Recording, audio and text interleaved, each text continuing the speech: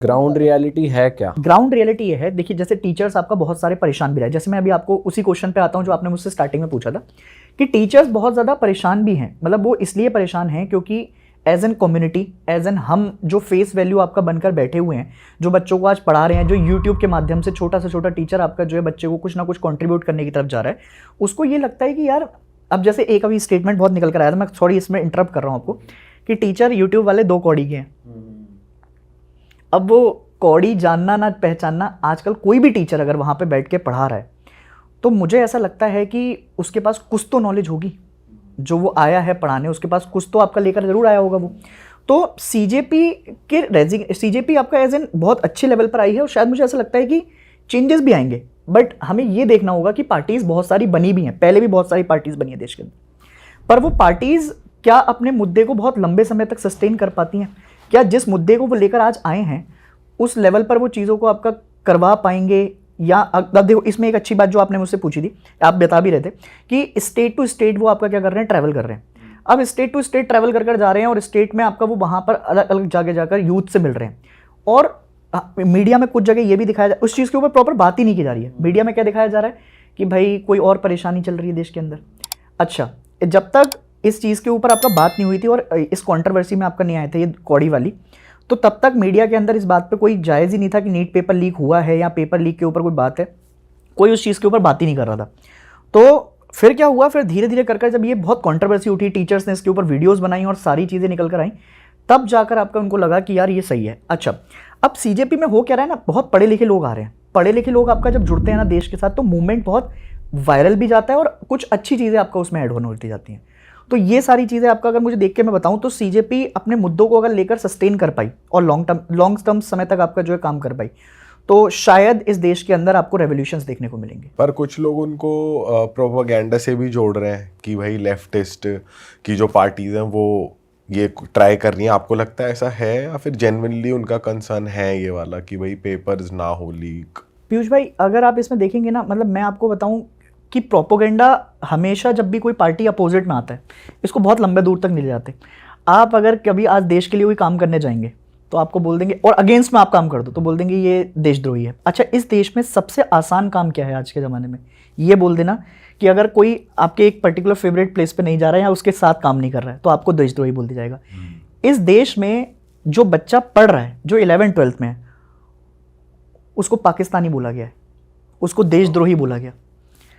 क्या बच्चा जो 11th-12th में है अगर वो अपने राइट्स के लिए कोई डिमांड कर रहा है या उसके लिए खड़ा हो रहा है तो क्या वो पाकिस्तानी है?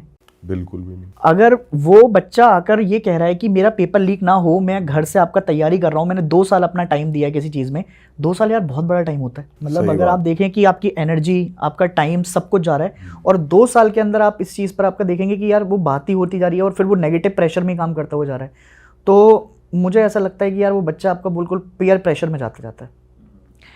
अब वो क्या हुआ, अब यहाँ से आपका चीज़ें हुई, ये सारा आपका काम करते हुए हमने एक चीज़ और समझी कि बच्चे की जितनी भी आपका मेंटेलिटी थी वो धीरे धीरे कर बिल्कुल ख़त्म होती हुई चली गई। एंटी इंडिया उसकी हो सकती है मेंटालिटी, भाई अगर कोई बोलता चला जाए तो भाई लगेगा ही, तो ये सोचेगा कि मैं कहीं बाहर क्यों ना सेटल हो जाऊँ। ये भी आता होगा बच्चों के माइंड में, बहुत आता है। अब मैं बताता हूँ इसमें क्या आता है बच्चों का, कि बच्चा ये कहता है सर मैंने बहुत सारे स्कूल में भी आपका देखे हैं शुरू से, तो बच्चों का यही कहना होता है कि यार शुरू से हम कहीं अगर न्यूजीलैंड चले जाएं सर।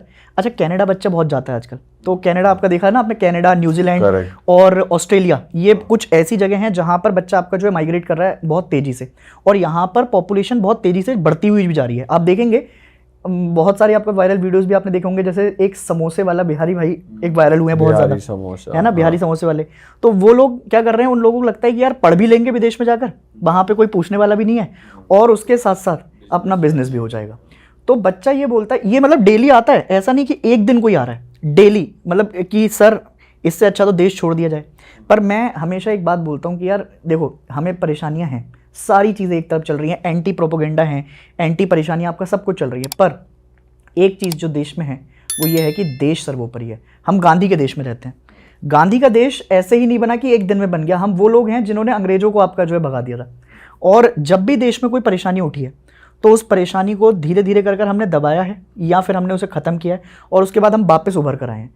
तो कोई अगर समस्या है आज के समय पर तो आप उसको थोड़ा सा वेट करें उस चीज़ पर, समस्या ये भी खत्म ही होगी। तो भाई जो टीचर्स वर्सेस मीडिया का चल रहा था, जो कंट्रोवर्सी चल रही थी कि इतने बड़े नेशनल मीडिया चैनल्स पे टीचर्स को के लिए ऐसा कहा जा रहा है, जैसे हमने बताया कि भाई टीचर्स की कितनी इंपॉर्टेंस है, और खान सर जैसे टीचर हो गए, कितने महंगे महंगे कोर्स वो बच्चों के लिए कितने कम में ला रहे हैं, फिर उनको फैज़ल खान बना दिया गया एकदम से। तो आपको क्या लग रहा है, ये सिर्फ मीडिया तक सीमित है या इसके पीछे पॉलिटिकल एजेंडा भी है कि वो यार अपने एरिया में अच्छा कर रहा है, इतना नाम कर रहा है, वो चीज़ कर रहा है जो गवर्नमेंट नहीं प्रोवाइड करती? ये पॉलिटिकल ज़्यादा है कि अब पॉलिटिकल एंगल्स इन्वॉल्व हो रहे हैं टीचर्स के साथ, या फिर ये पर्सनली है, न्यूज़ तक ही लिमिटेड है? इसमें मतलब आप ऐसा समझो कि पॉलिटिकल राइवलरीज अगर आप समझेंगे, देश के अंदर एजुकेशन और हेल्थ में दोनों जगह पॉलिटिशियंस का आपका बहुत बड़ा इन्वेस्ट भी है और से भी है, ये हमें पता है और ये डेटा आपका निकल के आता है। इंस्टीट्यूट्स में भी? कोचिंग इंस्टीट्यूट में तो नहीं है भाई, मतलब ये आपके गवर्नमेंट्स में है या कोई प्राइवेट स्कूल्स, प्राइवेट कॉलेजेस में आप बना सकते हैं, और उसके साथ साथ हेल्थ केयर में भी आपका उनका बहुत बड़ा हाथ रहता ही है। मतलब ये हमने देखा है, बहुत सारे इंस्टीट्यूट ऐसे बने हुए हैं जिसमें गवर्नमेंट का स्टेक है, किसी गवर्नमेंट आपका बिजनेसमैन का कोई स्टेक है, एज एन बिजनेसमैन आपका जाता है। पर जैसे आप फैजल सर हैं, अब फैजल सर उनको नाम कह रहे हैं कि फैजल खान बना दिया उनको। खान सर का आपका एजेंडा खान सर नहीं था। खान सर एक ऐसी एजुकेशन में आपका आए हैं उतरकर, जब शायद मुझे लगता है कि बहुत सारे लोग पढ़ाते भी नहीं थे यूट्यूब पर आकर, तब उन्होंने आकर बहुत यूट्यूब पर फ्री एजुकेशन दी, और आज उनके कोर्सेज अगर आप देखोगे तो 2000 के 4000 के कोर्सेज वो बनाते हैं। जिस पुलिस स्टेशन में आपका उनको ले जाया जाता है वहाँ पर उनके ही स्टूडेंट मिल जाते हैं। तो आप एक टीचर की जो इमेज आपका देखते हैं वो बहुत बड़े लेवल पर चली गई है। अब फैजल सर को मतलब आपको ऐसा बोल दिया कि खान सर बोल देंगे आपको, दोनों तौर पर निकाल दिया आपने कि खान सर हैं, खान सर को फैजल सर बना दिया और फैजल सर को खान सर बना दिया।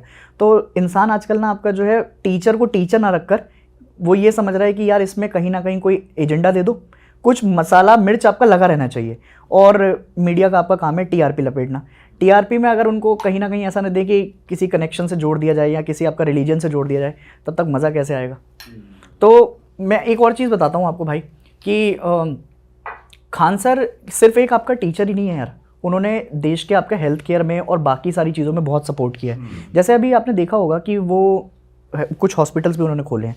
हॉस्पिटल्स की मशीनें आपको कितने करोड़ों की आती हैं यार, और उस जगह पर आपका डायलिसिस से लेकर छोटे छोटे एमआरआई, छोटे छोटे पैसों में 100 रुपये में 200 रुपये में आपका पूरा डायलिसिस हो जा रहा है, फिर आप एमआरआई करवा ले रहे हैं उसमें।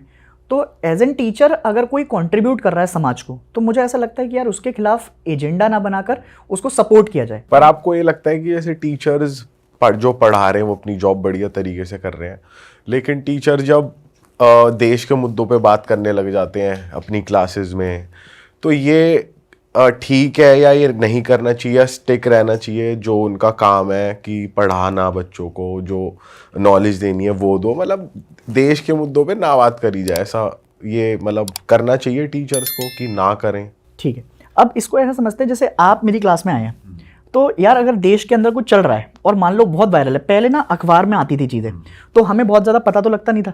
तो जब पता नहीं लगता था तो ना उस चीज़ के ऊपर बात होती थी ना कुछ होता था। टीचर अपनी क्लास लेता था, सुबह आया और जो टॉपिक है वही क्लास के अंदर पढ़ा के चला गया। अब एसएसटी टीचर जैसे है या ज्योग्राफी है, कोई पॉलिटिकल साइंस पढ़ाता है, कोई ऐसा टीचर है जो कि करंट अफेयर्स पढ़ाता है, पॉलिटिकल साइंस है, अगर बच्चा उसके क्लास में आया है तो वो उससे एक बार ज़रूर पूछेगा कि सर आपकी राय क्या है, जो भी अभी चल रहा है मीडिया के अंदर आप अपनी राय रखो। तो टीचर का जो ओपिनियन होता है ना, वो अपना एक personal individual point of view दे देता है आपको कि आप ऐसा समझ सकते हैं, अगर आपको मानना है तो आप मानिए और नहीं मानना तो नहीं मानिए। अब उससे कितने बच्चे इन्फ्लुएंस हो रहे हैं या कितने लोग इन्फ्लुएंस हो रहे हैं, ये तो उन लोगों के ऊपर है जो इस चीज़ को समझना चाह रहे हैं। और देश के अंदर हमेशा जो गुट है वो दो चीज़ों में डिवाइड रहेगा, एक होगा जो कि उस चीज़ को मानेगा और एक होगा जो उस चीज़ को नहीं मानेगा।